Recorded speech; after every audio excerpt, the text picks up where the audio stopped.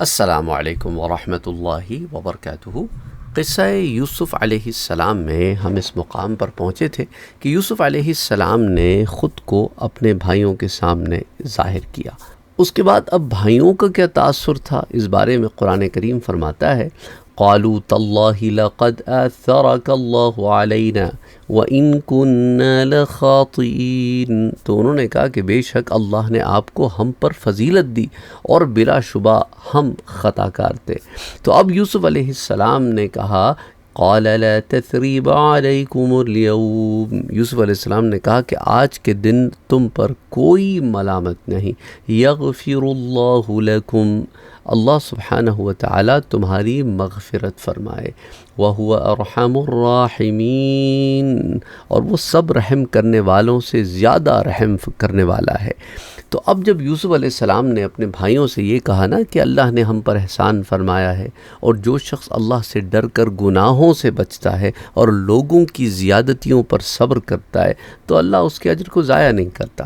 تو حضرت یوسف علیہ السلام کے بھائیوں نے اس کی تصدیق کی اور ان کی فضیلت کا اعتراف بھی کیا اور کہا کہ بے شک اللہ نے آپ کو ہم پر فضیلت دی اور بلا شبہ ہم خطا کار تھے، ہم غلطی پر تھے۔ تو مفسرین کرام نے یہاں پہ وہ جو لفظ بھائیوں نے استعمال کیے نا، انا کننا لخاطئین، تو انہوں نے یہاں پہ خاطی اور مخطی ان میں ایک فرق کیا ہے۔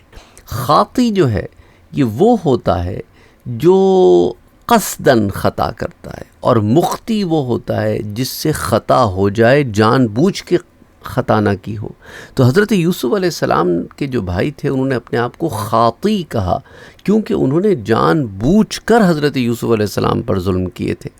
اور حضرت یوسف علیہ السلام نے کہا آج کے دن تم پر کوئی ملامت نہیں ہے، اللہ تمہاری مغفرت فرمائے اور وہ سب رحم کرنے والوں سے زیادہ رحم کرنے والا ہے۔ اچھا، اسی طرح ایک اور ورڈ جو اس آیت میں آتا ہے، آیہ نمبر 92 میں یوسف علیہ السلام نے تثریب کا لفظ استعمال کیا۔ اس ضمن میں علامہ عبد الرحمن بن علی بن محمد جوزی جو متوفی ہیں 597 ہجری کے، آپ لکھتے ہیں کہ تثریب کا معنی کیا ہے کہ کسی شخص کو اس کا برا کام یاد دلا کر اس کو ملامت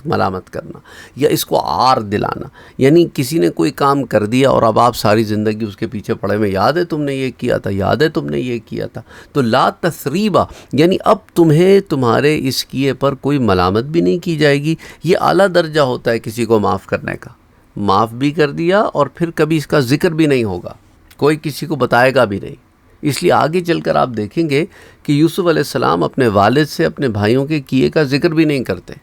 اور حضرت عبداللہ ابن عباس فرماتے ہیں کہ اس کا معنی یہ ہے کہ میں آج کے بعد تم کو تمہاری زیادتیوں پر کبھی ملامت نہیں کروں گا۔ اور اس ضمن میں ابن الانباری کہتے ہیں کہ آپ نے اس طرف اشارہ کیا کہ آج کا دن معاف کرنے کا پہلا وقت ہے، اور آپ جیسے شخص کا منصب یہ ہے کہ وہ دوبارہ انہیں ان کا قصور یاد نہیں دلائیں گے۔ اسی طرح امام ابو بکر احمد بن حسین بیہقی متوفی 458 ہجری کے، وہ روایت کرتے ہیں،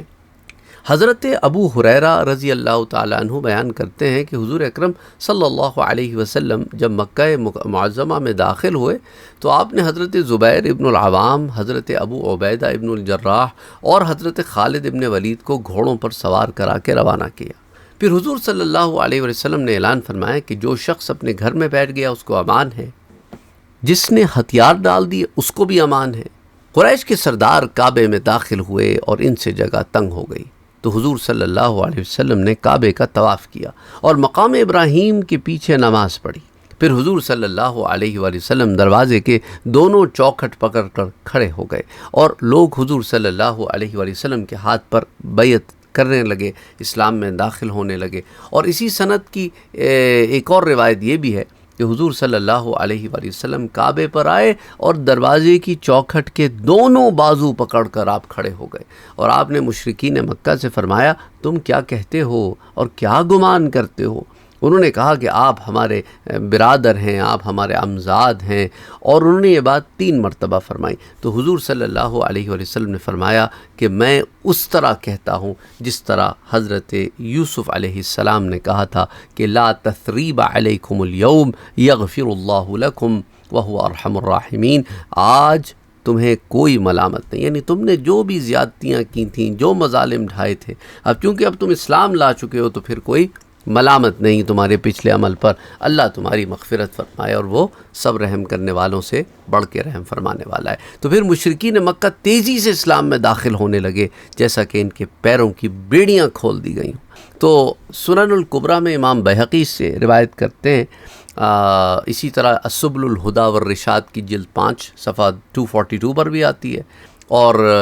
سنن الکبریٰ کی جلد 9 صفحہ 118 پر بھی۔ تو بہرحال یہ کچھ اور تفصیلات تھیں ضمن میں کہ یوسف علیہ السلام کے بھائیوں نے اپنی غلطی کو مانا، اور حضرت یوسف علیہ السلام نے انہیں معاف فرما دیا، اور نہ صرف معاف فرما دیا بلکہ یہ بھی کہا کہ پھر آج کے بعد اس کا کوئی تذکرہ بھی نہیں کرے گا۔ پھر انشاءاللہ تعالی اگلی دفعہ ہم اس پر بات کریں گے جو حضرت یوسف علیہ السلام کے معجزات میں سے تھے،